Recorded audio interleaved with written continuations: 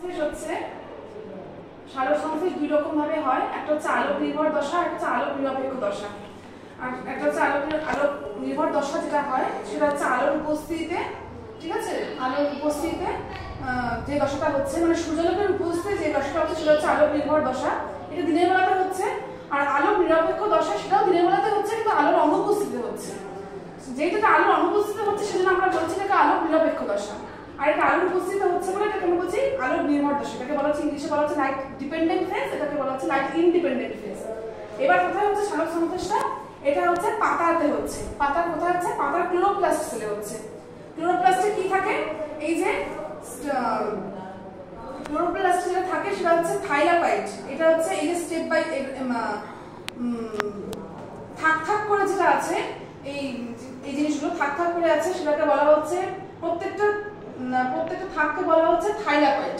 আর থাইলাকয়েডের বিল্ডিংটাকে বলা হচ্ছে গ্রানা। টোটালটাকে বলা হচ্ছে গ্রানা আর একটাকে ইন্ডিভিজুয়াল, ইচ এন্ড ইন্ডিভিজুয়ালকে বলা হচ্ছে থাইলাকয়েড। এবার কি হচ্ছে? সূর্যালোক এসে পড়ছে থাইলাকয়েডে। আর এই থাইলাকয়েডের বাইরের দিকে থাকে এই সূর্যালোক আবদ্ধ করার জন্য দুটো ফটোসিস্টেম থাকে, একটা হচ্ছে ফটোসিস্টেম 1 আর একটা হচ্ছে ফটোসিস্টেম 2।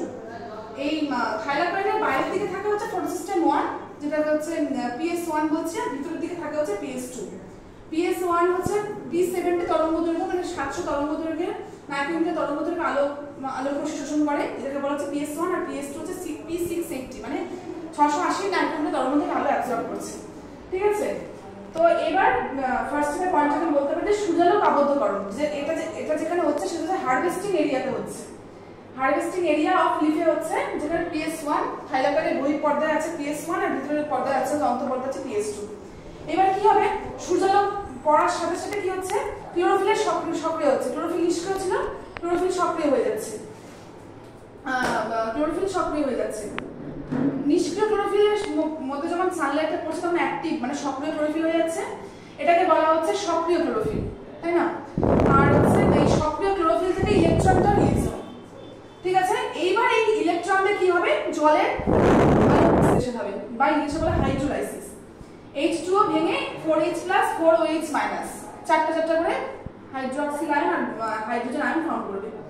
এই বিক্রিয়াটাকে বলা হয় যে হিল বিক্রিয়া বলা হয়। 1999 খ্রিস্টাব্দে রবিন হিল, বিজ্ঞানী সায়েন্টিস্ট রবিন হিল এই রিঅ্যাকশনটা ফলো মানে উনি দেখেছিলেন এই বিক্রিয়াটি ঘটতে, তাই এই বিক্রিয়াটাকে বলা হয় হচ্ছে হিল বিক্রিয়া তার নাম অনুসারে, ঠিক আছে। তারপর চলে আসবে হচ্ছে NADP এর বিজারণ। পাতায় উপস্থিত NADP মানে নিকোটিনামাইড অ্যাডেনিন ডাইনিউক্লিওটাইড, এটা পাতায় উপস্থিত থাকে। এর সঙ্গে এই যে জলের হাইড্রোলাইসিসে উৎপন্ন যে হলো H+ আয়নটা, সেই H+ আয়ন থেকে হাইড্রোজেন আয়নটা হাইড্রোজেনটা NADP এর সঙ্গে যুক্ত হয়ে তৈরি হবে NADPH + H+, ঠিক আছে। এটা থেকে কি হবে? এটা পরবর্তী থেকে এনার্জি ফর্ম করবে। তারপর কি হবে? Last but not the least, সেটা হবে যে O2 উৎপাদন মানে অক্সিজেন উৎপাদন করবে। এই যে H+ টা হচ্ছে NADP কে বিচলিত করতে কাজে লাগছিল। এবার বাকি থাকলো কি? Hydroxyl ion.